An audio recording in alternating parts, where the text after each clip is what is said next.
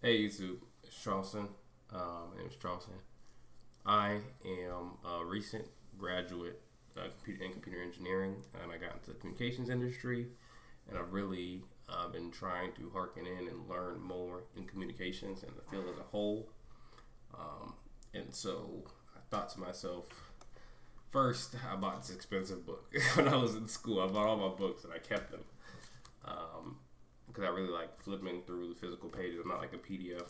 I don't mind PDF readings, but I learn better when I have physical books. First, I took a digital communication class and I bought this book for it.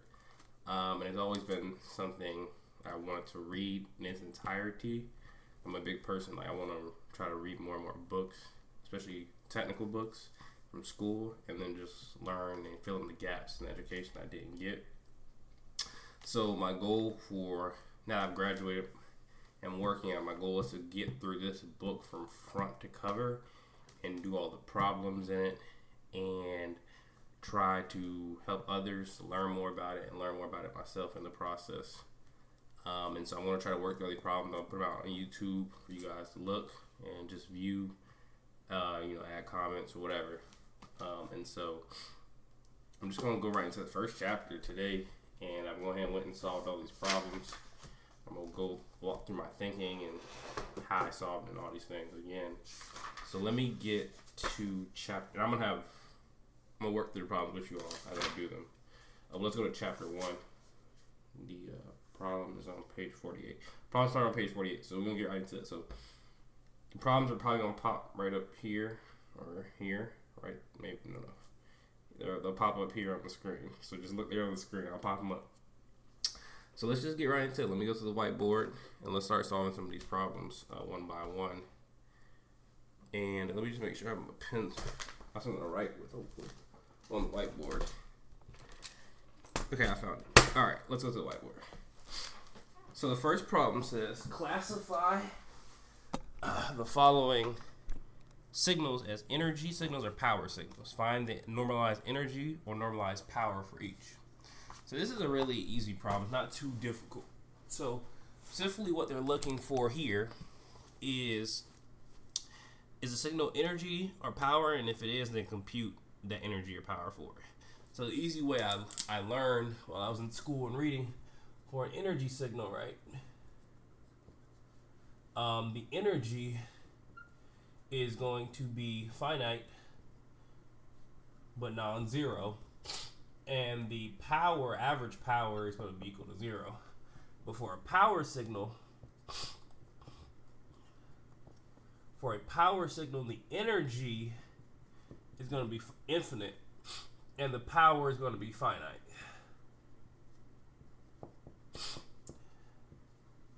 All right.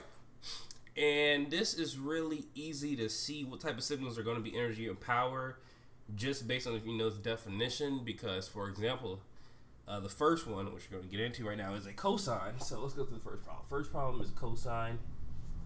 So problem A, x of t, which is our function, is equal to cosine, a cosine, so a is the amplitude, 2 pi f naught of t, right? And this is for minus infinity. So t goes from minus infinity to infinity, basically. Now, the reason you can tell off the bat this isn't a power signal is because it exists for all time. It's not time limited. So most signals that are not time limited are power signals. And you can tell this because when you compute the energy, it's going to be infinite. So the energy computation is simple. We can show that either the power is infinite, or we can show the power is non-finite, or we can show the energy is infinite. And so I think I'll do that probably. So to show that the energy is infinite, the energy calculation for a signal is the integral from minus infinity to infinity of x squared of t d of t.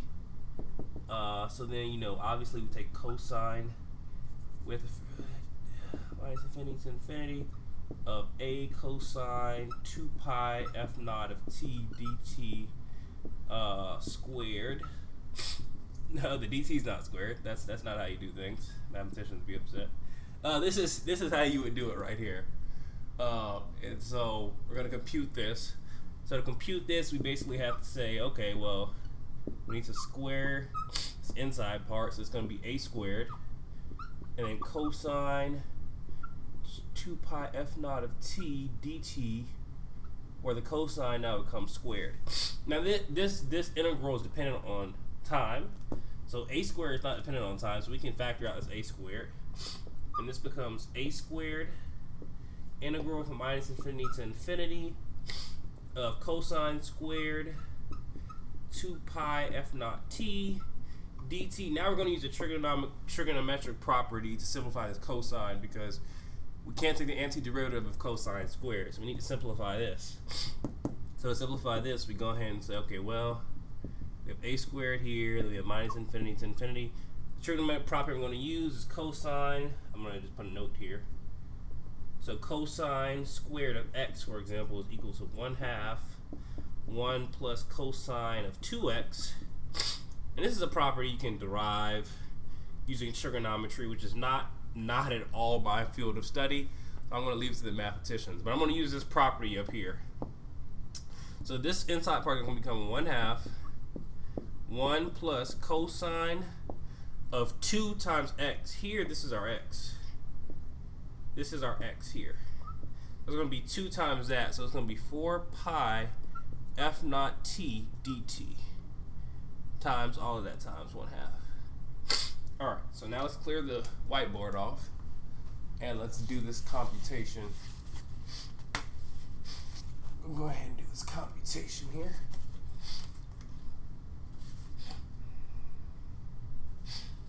All right. Oh, yeah, this is why you got to get an eraser and not a ghetto alcohol and paper towel, but you get what you get in life, no problem.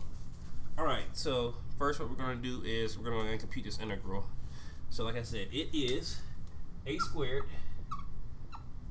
integral from minus infinity to infinity of 1/2. I'm going to bring the 1/2 inside, and then plus 1/2 cosine. What was it? 4 pi f naught t dt, right? So now we're going to take the antiderivative. We can take the antiderivative of cosine. We know it's sine. And this is a constant, so it's going to be t times the constant. So this turns into a squared times t over 2 plus sine 4 pi f naught t dt. Not dt anymore. Lord have mercy, we love dt. And then divided by the inside part times 2, so it's going to be 8 pi f naught. So you see I brought the 4 pi on the denominator, multiplied by 2. And it's going to be from minus infinity to infinity. Already you're going to see we're going to have an issue, because when you have infinity here, and then you're going to have minus infinity, and then you're going to add them together, you're going to get infinity. So I'll go ahead and do the full calculation out just to show you where the issue resides at. But you get an infinity over 2 plus sine of infinity over 8 pi f naught, and then minus negative infinity over 2 plus sine of negative infinity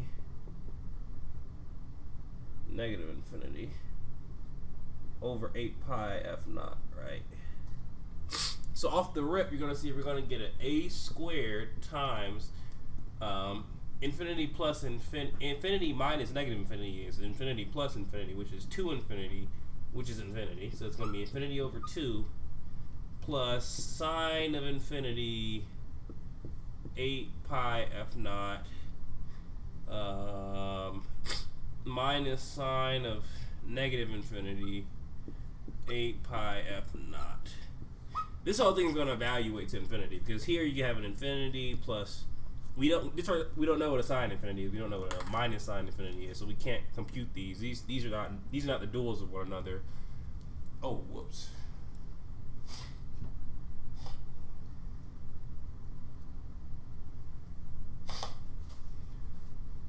So these are not the duals of one another. So we were not going to be able to compute these two. So what we need to do is this whole thing is going to evaluate to infinity. So this shows that the energy will be infinity, because here you have sine infinity, sine infinity. We can say this goes to infinity, we can say this goes to infinity, and then these will cancel one another. But we still have this infinity over 2 times a squared, which would be a squared infinity over 2, which is infinity. Essentially, this whole thing evaluates to infinity. So energy is infinite. That means this indicates that a cosine 2 pi f naught of t has to be a power signal. Because the energy is infinite. All power signals have infinite energy. And you can always tell that, especially with this one, because it was a cosine that wasn't time limited. Had it been time limited over certain periods, an integer number of periods, and that would have been okay. But it actually went from minus infinity to infinity, so it's just oscillating all the time. It's just like up and down, you know what I mean? It's going on forever. So of course it has infinite energy. Because when you square it, then you get all the negative halves, right? So all these negative halves come up to the top. And then you get something like that. It just goes on forever. So if you integrate over that, you just get all this area that keeps adding up. All this area keeps adding up. And eventually it just goes off to infinity if you keep integrating. Alright, so that's cool. So that's the first one. We showed the first one is an energy signal. Or we showed it's a power signal by proving that it had infinite energy. Now let's do the next 3 kind of in a more less mathematical way, more of an intuitive way. So the next one is so this is 1b. So 1b, where x of t is it's a piecewise function, so we have a cosine 2 pi f naught of t for a period. So for minus t naught over 2 less than or equal to t, less than or equal to t over 2, and it mentions that t naught is equal to 1 over the frequency. That's an important part, but we will just leave that out. And it's 0 elsewhere, right? So what do y'all think this one is? Well, this is clearly an energy signal because the reason this is an energy signal, it has finite energy because it's time limited, but you also can integrate. And when you integrate, you'll find that the energy is equal to the amplitude squared times the period divided by 2. And that can be calculated very easily. But you also can just make a educated guess and say, well, this signal has a time limitation, even though it's periodic because it's cosine. It's time limited, so when you square it and integrate over its period, you're going to get finite energy. Because all the energy computation is a computation from minus infinity to infinity of the square of it. Well, from outside of t naught over 2, so like basically, if you have a graph, right, you can see this, you can do this one graphically. If you have minus t naught over 2 and t naught over 2, right, and you have some cosine, let's say cosine of 0 is 1, so let's say, something, I don't know, something like that, for example, right, this is x of t, when you square it and it becomes x squared of t, well, now you just get something like minus t naught over 2. You get something like this, you know what I mean? Something like that, and then you just find this area inside here. And this area is going to be it's going to be some value, but it's not going to be infinite. Because everywhere else is 0. So you can change the integration bounds from just minus t naught over 2 to t naught over 2, and then you find this area, and then you're done. So that one was easy. Now let's go to 1c. 1c says x of t is also, it's a piecewise again, and it's a e to the minus at for t greater than 0 an A greater than 0, and then 0 elsewhere. Now, this one is also an energy signal, even though it's not time limited. But because it has this e to the minus at, it's decaying. So the when you integrate from minus infinity to infinity, right, you do get terms that cancel out, and it doesn't. The function is 0 for t less than 0, right? So what that tells us is that the integration bounds, for example, instead of being minus infinity to infinity, we can change the integration bounds from 0 to infinity. And we know that when we plug this infinity, right? So when you plug an infinity into e to the minus x, and you have an e to the minus infinity, it turns into 1 over e to the infinity, which it goes to 0. So we know that when we integrate this and we change the bounds, this function will give us a finite value for the energy. Because let's say we go from 0 to infinity, right? The integral will look something like this. The when we solve the integral, it looks something like this. We'll have an a e to the minus infinity, right? Over, let's say it's going to be minus a, for example. And then over here we'll have like a plus. Over here we'll have a minus a, the e to the 0, because the bounds is now 0. So now we get 0 over minus a, right? And so this term will just be 0. We showed that earlier. That'll be 0. This is going to be some finite term that's dependent on a and dependent on cap a and lowercase a. So this term is going to be a finite number. And so you can go through and prove that. But this is also energy signal. So we have energy signal. Now let's do the last one. And we're doing these just by looking at them. We're not really doing a pure computation because there will be no need for that. I mean, we could do it, but it just may be more work than what we need. We're trying to learn how to intuitively understand these things as well as just the math behind it. The math, you just go through and do what we did for problem 1. But if you can understand and look at signals intuitively, then it makes it easier in totality to be able to actually judge things on a day-by-day basis, or become better at solving issues that you may run into during your career, or in terms of academia or in real life. And so when we start seeing the patterns and seeing how things work and knowing how they work, then it makes it easier than just having to sit there and do all the calculations. Anyway, that's too long of a rant. Let's get back to the last one. 1D. 1D says x of t is equal to cosine of t plus 5 cosine 2t. So cosine of t plus 5 cosine of 2t. So this is just going to, I'm going to show you this function using an online. Just look up here, look up on the screen here. I'm going to plot this function. But this is literally this is the addition of these two cosines is going to be another cosine with different amplitudes, and the frequency is going to change a little bit because this is going to affect it. But you're still going to get some cosine out, right? So your end answer is going to be, so let's say this is 1.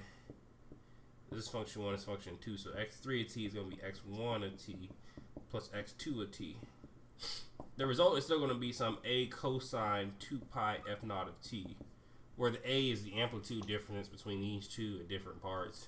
And the frequency shift is going to be due to this one being more frequent than that one. So when they add, the frequencies are going to have some constructive and destructive part.